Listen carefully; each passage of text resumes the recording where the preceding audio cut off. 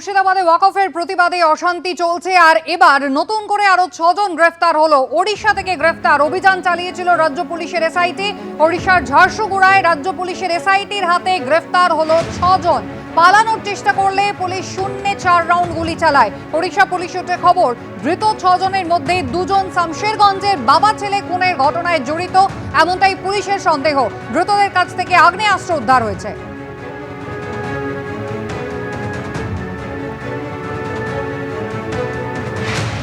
আগামী মাসেই মুর্শিদাবাদ যাচ্ছেন মমতা বন্দ্যোপাধ্যায়। মুর্শিদাবাদে 2টি ব্লকে দাঙ্গা হয়েছে। কিছু স্থানীয় লোকের সঙ্গে নিয়ে বহিরাগতরা হামলা চালিয়েছে। মমতা বন্দ্যোপাধ্যায় আর কি বললেন দেখুন।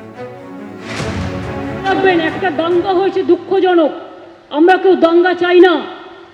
দুটো ওয়ার্ডে ধুলিয়ানে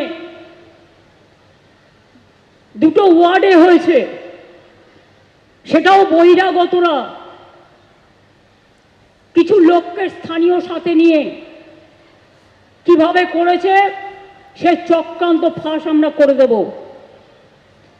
কিন্তু মারা গেছেন যারা, তাদের পরিবারকে আমি কথা দিয়েছি 10 লাখ টাকা করে দেব।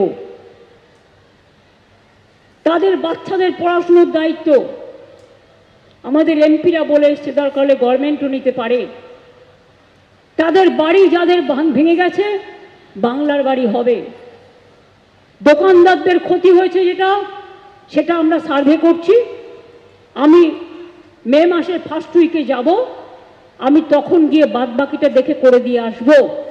এইটুকু ভরসা আপনারা করতে পারেন, এইটুকু আপনারা নিশ্চিন্ত থাকতে পারেন। চক্রান্ত ফাঁস করে দেবেন মুর্শিদাবাদের বলছেন মমতা বন্দ্যোপাধ্যায়। পাল্টা রাজ্য বিজেপি সভাপতি সুকান্ত মজুমদার কি দাবি করছেন দেখুন। এত দেরি কেন করলেন উনি? অনেক আগে তার যাওয়া উচিত ছিল এবং তার আগে জবাব ওনাকে দিতে হবে যে কেন ওনার পুলিশের সামনে দাঁড়িয়ে হিন্দুদের বাড়িঘর ভাঙা হলো। তার জবাব মমতা বন্দ্যোপাধ্যায়কে দিতে হবে। কেন ওনার কাউন্সিলর, কেন ওনার ধুলিয়ানের চেয়ারম্যান হিন্দুদের বাড়িঘর ভেঙেছে, তার জবাব ওনাকে দিতে হবে। কত আর লোকের ঘাড়ে দোষ চাপাবেন? আপনার পুলিশ তো কোর্টের কাছে বলে দিয়েছে যে লোকাল পাবলিক করেছে। লোকাল পাবলিক কারা, তাদেরকে ধরুন। এখনো তো হুমকি জমকি দিচ্ছে। কোনো চক্রান্ত নেই। চক্রান্ত মমতা বন্দ্যোপাধ্যায়ের আছে এসএসসি থেকে চোখ ঘোরানোর জন্য। না ওর ঘুম তো এত তাড়াতাড়ি ভাঙে আর কি। এর আগে তো ঘুম ভাঙে না ওনার। উনি ঘুমিয়েছিলেন। ঘুমন আর একটু বেশি করে, মে মাস অব্দি ঘুমন, নাকে তেল দিয়ে ঘুমন। মুর্শিদাবাদে 2টি ব্লকে অশান্তি হয়েছে। মমতা বন্দ্যোপাধ্যায় বলছেন আগামী মাসে তিনি যাবেন মুর্শিদাবাদে এবং একেবারে চক্রান্ত তিনি ফাঁস করে দেবেন। কিছু স্থানীয় লোকের সঙ্গে নিয়ে বহিরাগতরা হামলা চালিয়েছে। মুর্শিদাবাদের যে 2টি ব্লকে দাঙ্গা হয়েছে, মমতা বন্দ্যোপাধ্যায় আজ মেদিনীপুরের প্রশাসনিক সভা থেকে এমনই মন্তব্য করলেন।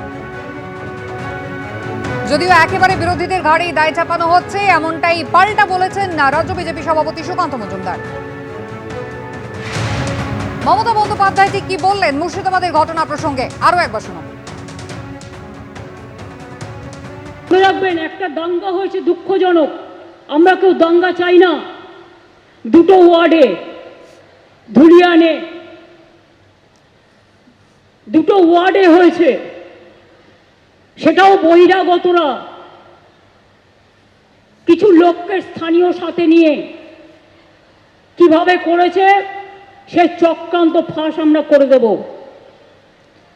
কিন্তু মারা গেছেন যারা, তাদের পরিবারকে আমি কথা দিয়েছি 10 লাখ টাকা করে দেব। তাদের বাচ্চাদের পড়াশুনোর দায়িত্ব আমাদের এমপিরা বলে এসছে, দরকার হলে গভর্নমেন্টও নিতে পারে। তাদের বাড়ি যাদের ভেঙে গেছে, বাংলার বাড়ি হবে।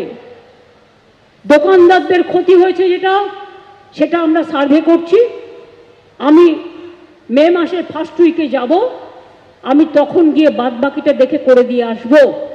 এইটুকু ভরসা আপনারা করতে পারেন, এইটুকু আপনারা নিশ্চিন্ত থাকতে পারেন। যারা ক্ষতিগ্রস্ত হয়েছেন মুর্শিদাবাদে, তাদেরকে আশ্বস্ত করেছেন আজ মমতা বন্দ্যোপাধ্যায়। কি বলছেন অধীর রঞ্জন চৌধুরী দেখুন। বাংলার মুখ্যমন্ত্রী নিজেকে মামাটি মানুষের নেত্রী বলে, কিন্তু প্রকৃত অর্থে তিনি তাঁর সে বিশ্বাসযোগ্যতা হারিয়েছেন। তার লন্ডনে যাওয়ার সময় হয়, লন্ডনে ঘোরাফেরা করার সময় হয়, সেখানে বসে কবিতা লেখার সময় হয়। তিনি কথায় কথায় হেলিকপ্টার ব্যবহার করতে পারেন, তিনি শালবনী যেতে পারেন, তিনি মন্দির বানাতে দীঘা যেতে পারেন।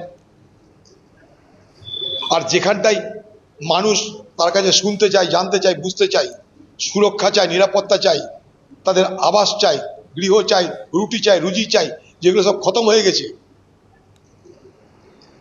তাদের কাছে আসার প্রয়োজন মনে করছেন না।